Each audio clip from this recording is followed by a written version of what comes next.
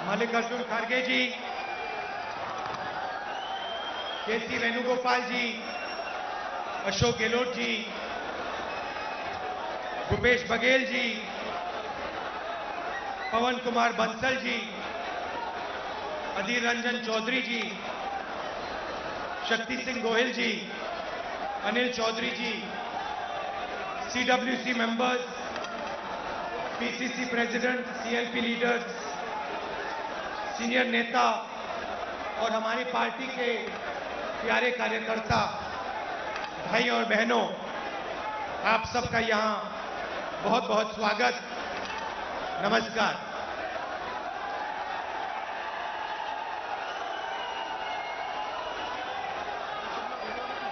देश की हालत आपको दिख रही है। देश में क्या हो रहा है, क्या नहीं हो रहा है, आपसे नहीं छुपाया जा सकता।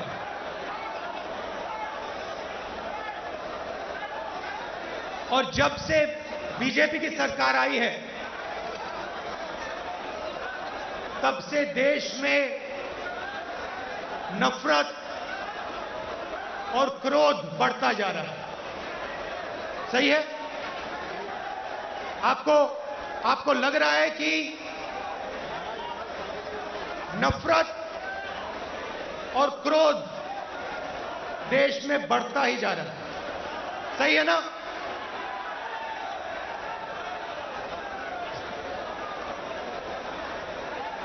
नफरत किसको होती है? भाइयों और बहनों, नफरत डर का एक रूप है। जिसको डर होता है, उसी के दिल में नफरत पैदा होती है। जो डरता नहीं है, जिसको डर नहीं होता है, उसके दिल में नफरत पैदा नहीं होती है। तो भाइयों और बहनों, जब हम कहते हैं हिंदुस्तान में नफरत बढ़ रही है, उसी बात को दूसरे तरीके से कहना कि हिंदुस्तान में डर बढ़ता जा रहा है। किस चीज का डर? भविष्य का डर, महंगाई का डर, बेरोजगारी का डर, यह बढ़ता जा रहा है। और इसके कारण हिंदुस्तान में नफरत बढ़ती जा रही है। और नफरत से क्या होता है? नफरत से लोग बढ़ते हैं, देश बढ़ता है और देश कमजोर होता है। बीजेपी और आरएसएस के नेता देश को बांटते हैं और जानबूझकर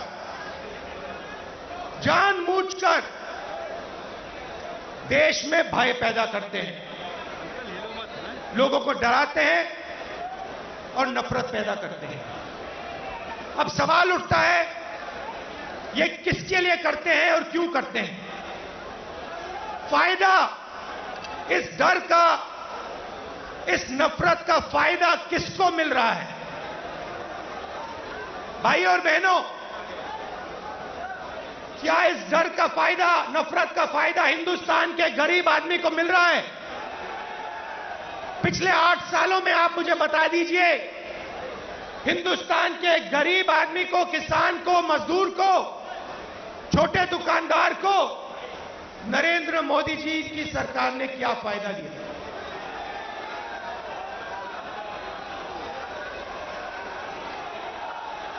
पूरा का पूरा फायदा, डर और नफरत का फायदा हिंदुस्तान के 2 उद्योगपति उठा रहे हैं। आप बाकी उद्योगपतियों से भी पूछ लो, वो भी आपको बताएंगे कि पिछले 8 साल में हमारा कोई फायदा नहीं हुआ, सिर्फ 2 व्यक्तियों का फायदा हुआ है। और देखने को मिल रहा है, चाहे एयरपोर्ट हो, चाहे पोर्ट हो, सड़कें हो, सब कुछ, सेलफोन, तेल, सब कुछ इन्हीं दो व्यक्तियों के हाथ में जा रहा है। मीडिया देश को डराती है, नफरत पैदा होता है, और फिर पूरा का पूरा फायदा बीजेपी दो लोगों को दे रही है। अब देखिए, नरेंद्र मोदी जी ने नोटबंदी की। नोटबंदी से गरीबों का फायदा हुआ? गरीबों की जेब से पैसा निकाला। गरीबों को कहा काले धन के खिलाफ लड़ाई है, और फिर कुछ ही महीनों बाद आपने देखा कि जो आपके जेब में से पैसा निकाला गया था, लाखों करोड़ रुपए, देश के सबसे बड़े उद्योगपतियों का कर्जा माफ किया गया। किसान का कर्जा माफ नहीं करेंगे। किसान के खिलाफ 3 काले कानून लाएंगे। कहेंगे कि ये कानून किसानों के फायदे के लिए है। अगर किसानों के फायदे के लिए है तो फिर पूरे देश में किसान क्यों खड़ा है, सड़कों पे क्यों उतरा है, और आपके खिलाफ क्यों खड़ा है? ये 3 कानून किसानों के लिए नहीं थे। ये 3 कानून उन्हीं 2 उद्योगपतियों के लिए थे। और हिंदुस्तान के किसान को यह बात एकदम समझ आ गई, इसलिए हिंदुस्तान का कानून, हिंदुस्तान का किसान सड़क पे आके खड़ा हो गया, और उसने नरेंद्र मोदी जी को अपनी शक्ति दिखा दी। और जब नरेंद्र मोदी जी को पता लगा कि हिंदुस्तान के किसान की शक्ति मेरे खिलाफ खड़ी है, तो नरेंद्र मोदी जी ने वहीं कानून रद्द कर दिए। यही बात जीएसटी के साथ हुई। कांग्रेस पार्टी एक दूसरी जीएसटी लाना चाहती थी। बीजेपी ने जीएसटी को बदला, 5 अलग अलग टैक्स, और जबरदस्त चोट। जो छोटे दुकानदार हैं, स्मॉल और मीडियम साइज बिजनेस वाले हैं, मजदूर हैं, किसान हैं, उन पर चोट मारी। और आज हालत क्या है? और यहां इस स्टेज से बोलना मुझे अच्छा नहीं लग रहा है, मगर आज हिंदुस्तान की हालत यह है कि अगर देश चाहता भी है तो देश अपने युवाओं को रोजगार नहीं दे पाएगा। क्यों? भाइयों और बहनों, देश को रोजगार ये 2 उद्योगपति नहीं देते हैं। देश को रोजगार स्मॉल और मीडियम बिजनेस वाले देते हैं। देश को रोजगार किसान देते हैं। और इन लोगों की रीढ़ की हड्डी नरेंद्र मोदी जी ने तोड़ दी है। तो आज जो इस देश को रोजगार दे सकते थे, वो इस देश को रोजगार नहीं दे सकते। और बेरोजगारी, जो आज आपको बेरोजगारी दिख रही है, वो आने वाले समय में और भी बढ़ेगी। एक तरफ आपको बेरोजगारी की चोट लग रही है, और दूसरी तरफ महंगाई। मेरे पास आंकड़े हैं। 2014 में एलपीजी का सिलेंडर 410 रुपए का था, आज 1050 रुपए का है। पेट्रोल 70 रुपए लीटर, आज तकरीबन 100 रुपए लीटर। डीजल 55 रुपए लीटर, आज 90 रुपए लीटर। सरसों का तेल 90 रुपए लीटर, आज 200 रुपए लीटर। दूध 35 रुपए लीटर, आज 60 रुपए लीटर। आटा 22 रुपए लीटर, आज 40 रुपए लीटर केजी।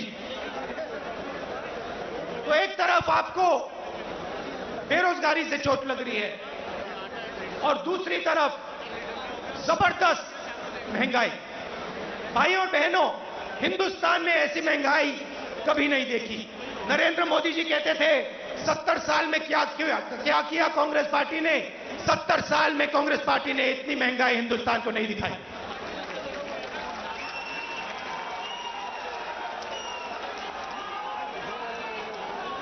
तो हिंदुस्तान का आम नागरिक बहुत मुश्किल में है, बहुत दर्द सह रहा है। और जब विपक्ष इन बातों को पार्लियामेंट में उठाना चाहती है तो नरेंद्र मोदी जी और उनकी सरकार विपक्ष को पार्लियामेंट में बोलने नहीं देती। चाहे किसानों का मुद्दा हो, चाहे चाइना का आक्रमण जो हुआ उसकी बात करना चाहें, बेरोजगारी की बात करना चाहें, महंगाई की बात करना चाहें, हम नहीं कर सकते, पार्लियामेंट में नहीं कर सकते। और आप देखिए यहां हमारे मीडिया के मित्र हैं, इनका काम जो जनता के मुद्दे हैं उनको उठाने का होता है, मगर ये भी अपना काम नहीं करते हैं। 24 घंटा ये कैसे करेंगे? ये मीडिया उन्हीं दो उद्योगपतियों का मीडिया है।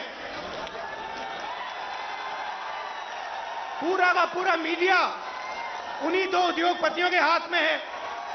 तो सच्चाई कैसे दिखेगी? सच्चाई कैसे सुनाई देगी? और जनता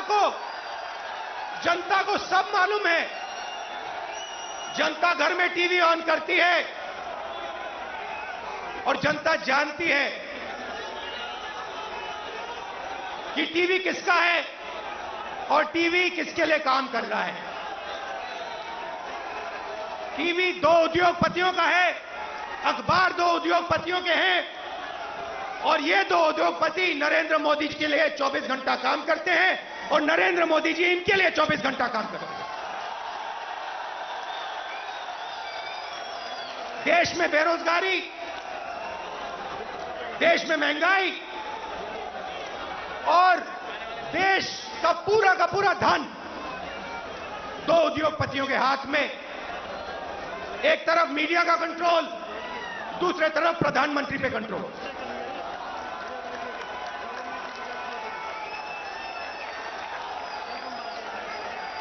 अभी किसी ने कहा नरेंद्र मोदी जी प्रधानमंत्री हैं, मगर मैं आपको एक गारंटी दे सकता हूं, नरेंद्र मोदी जी प्रधानमंत्री हैं, मगर उन दो उद्योगपतियों के समर्थन के बिना नरेंद्र मोदी प्रधानमंत्री नहीं हो सकते। मीडिया के समर्थन के बिना नरेंद्र मोदी प्रधानमंत्री नहीं हो सकते। और जो हिंदुस्तान के इंस्टीट्यूशंस हैं, चाहे मीडिया हो, प्रेस हो, चाहे हमारी जुडिशरी हो, चाहे हमारा इलेक्शन कमीशन हो, उन सब पर दबाव है, उन सब पर सरकार आक्रमण कर रही है। तो यात्रा की क्या जरूरत है? यात्रा की यह जरूरत है कि विपक्ष के सामने और कोई रास्ता ही नहीं है, हमें सीधा जनता के बीच में जाना पड़ेगा। मीडिया हमारा नहीं, संसद में हम बोल नहीं सकते, तो अब कांग्रेस पार्टी और बाकी विपक्ष के पास सिर्फ एक रास्ता है, जनता के बीच में जाकर उनको देश की सच्चाई बताना।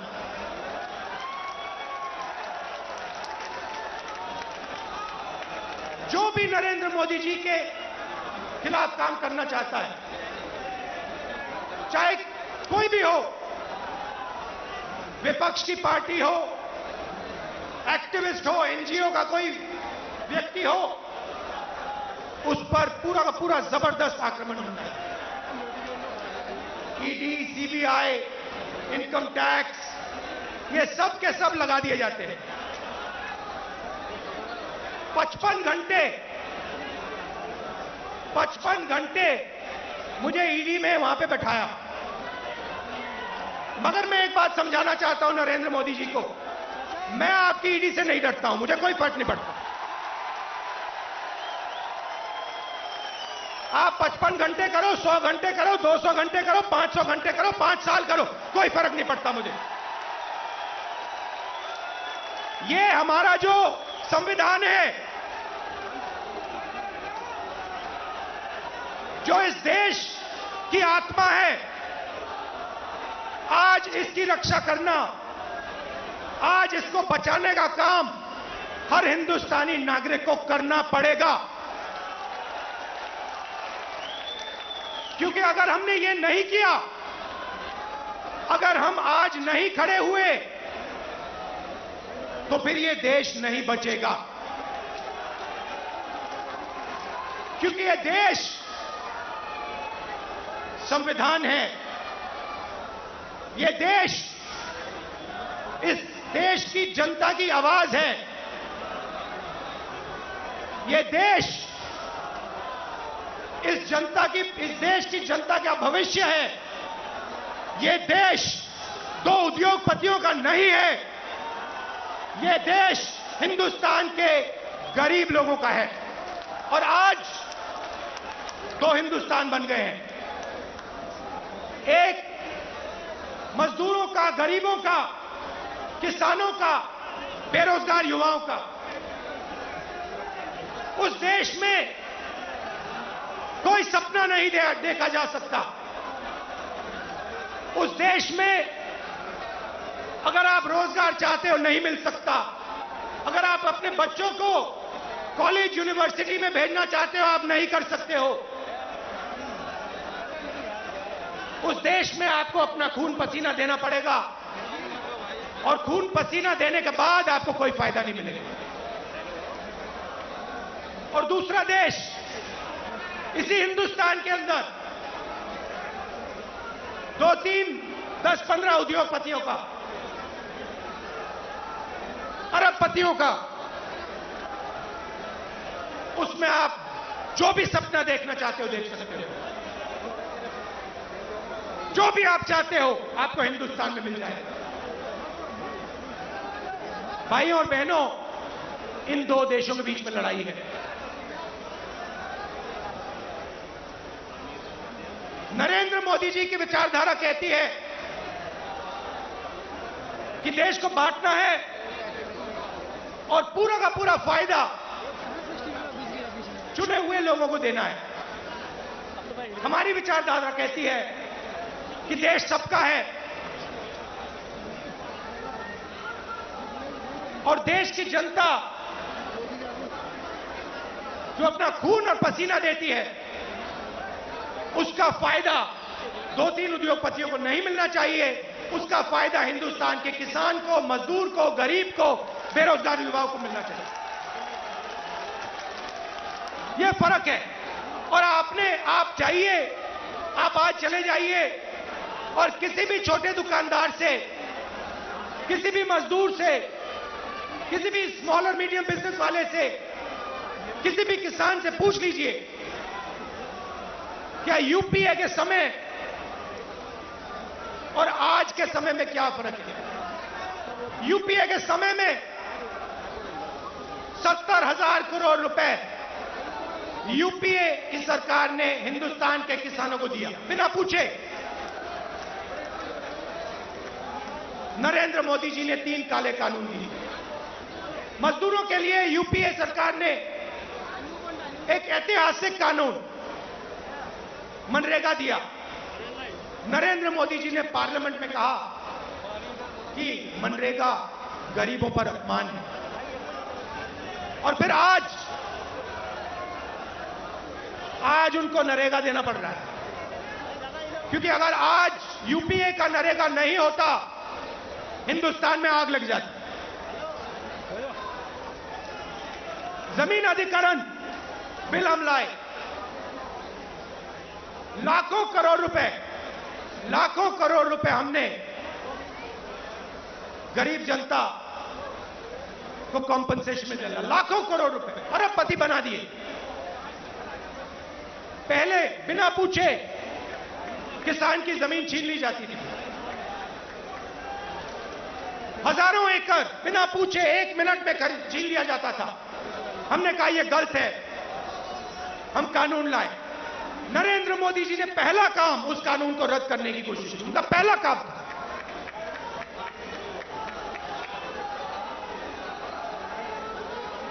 यूपीए के समय आर्थिक प्रगति थी,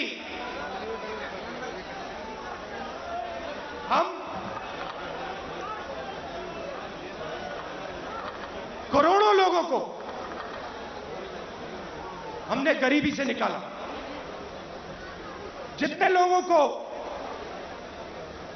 हमने 27 करोड़ लोगों को गरीबी से निकाला 10 साल में, 27 करोड़ लोग।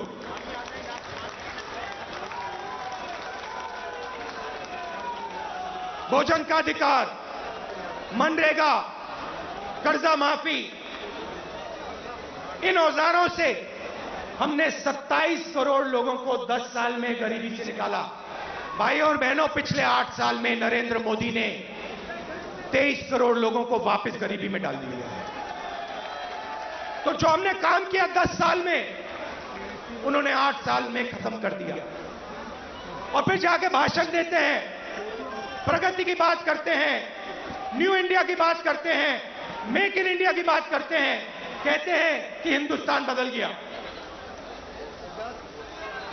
हिंदुस्तान को नरेंद्र मोदी जी पीछे ले जा रहे हैं। हिंदुस्तान में नरेंद्र मोदी जी नफरत फैला रहे हैं, डर फैला रहे हैं, और इससे देश का नुकसान होगा, देश का फायदा हो ही नहीं सकता। फायदा देश के दुश्मनों को होगा, फायदा चाइना को होगा, फायदा पाकिस्तान को होगा, मगर हिंदुस्तान को नहीं होगा। हिंदुस्तान में जितनी भी नफरत फैलेगी, जितना क्रोध फैलेगा, जितना डर फैलेगा, उतना हिंदुस्तान कमजोर होगा। और पिछले 8 सालों में नरेंद्र मोदी जी ने हिंदुस्तान को कमजोर करने का काम किया। जो हमारी आर्थिक शक्ति थी उसको खत्म किया। बेरोजगारी, 40 साल से सबसे ज्यादा बेरोजगारी आज हिंदुस्तान में, वो नरेंद्र मोदी जी की देन है। मैं आपसे पूछना चाहता हूं, क्या महंगाई से, बेरोजगारी से, नफरत से देश मजबूत होता है क्या? कौन सी दुनिया में नफरत, बेरोजगारी, महंगाई से देश मजबूत होता है? देश कमजोर होता है। और नरेंद्र मोदी जी और बीजेपी देश को कमजोर करने का काम कर रहे हैं। कांग्रेस पार्टी देश को जोड़ती है, हम नफरत मिटाते हैं, हटाते हैं, और जब नफरत मिटती है, खत्म होती है, जब डर कम होता है, तब हिंदुस्तान तेजी से आगे बढ़ता है। हमने ये करके दिखाया है, सालों करके दिखाया है। तो ये मैं आपको कहना चाहता था। कांग्रेस कार्यकर्ताओं को मैं धन्यवाद करना चाहता हूं। आप हमारी विचारधारा के लिए लड़ते हो, आप हिंदुस्तान के लिए लड़ते हो, आप संविधान के लिए लड़ते हो, आप अपना खून, अपना पसीना इस देश को देते हो। मैं आपको दिल से धन्यवाद करना चाहता हूं और आपको कहना चाहता हूं कि कांग्रेस पार्टी का कार्यकर्ता ही देश को बचा सकता है। कांग्रेस पार्टी की विचारधारा देश को प्रगति के पथ पे ला सकती है।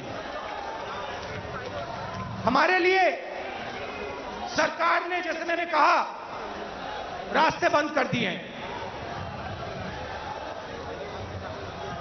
पार्लियामेंट का रास्ता बंद कर दिया। संसद में कांग्रेस पार्टी या विपक्ष के लोग भाषण कर ही नहीं सकते, हमारा माइक ऑफ हो जाता है। और किसी भी मुद्दे पे हम चाइना के आक्रमण पे बात करना चाहते हैं, नहीं कर सकते। बेरोजगारी के पे बात करना चाहते हैं, नहीं कर सकते। महंगाई पे बात करना चाहते हैं, नहीं कर सकते। वो रास्ता बंद है। जो हमारे इंस्टीट्यूशंस हैं, चाहे वो मीडिया हो, चाहे वो इलेक्शन कमीशन हो, जुडिशरी हो, मैंने कहा उन पर आक्रमण है, उन पर दबाव है। तो हमारे लिए सबके सब रास्ते बंद हैं, एक ही रास्ता बचा है और वो रास्ता हमें सबसे अच्छा लगता है। जनता के बीच में जाकर, सीधा जनता के बीच में जाकर जनता को जो देश की सच्चाई है वो बताना, और जो जनता के दिल में है उसको गहराई से सुनना और समझना। इसलिए कांग्रेस पार्टी भारत जोड़ो यात्रा शुरू कर रही है।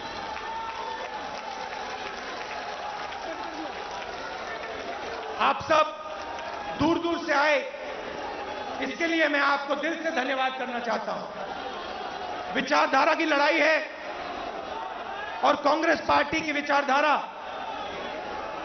और जो हमारे सब विपक्ष की पार्टियां हैं मिलकर बीजेपी और आरएसएस की विचारधारा को हराएंगी। बहुत बहुत धन्यवाद। नमस्कार। जय हिंद। धन्यवाद। और अंत में राहुल जी के संदेश के साथ मैं आपसे आग्रह करूंगा, इस प्रण संकल्प के साथ हम लोग जाएंगे। इस देश के अंदर नफरत के खिलाफ, महंगाई के खिलाफ राहुल जी का जो आह्वान है, इस मुल्क से उसको मिटाना है और भारत जोड़ने के संकल्प के साथ कांग्रेस का नेतृत्व ये यात्रा निकालेगा। तो मंच पर आसीन तमाम शीर्ष नेताओं का, आदरणीय राहुल जी का मैं तहे दिल से दिल्ली कांग्रेस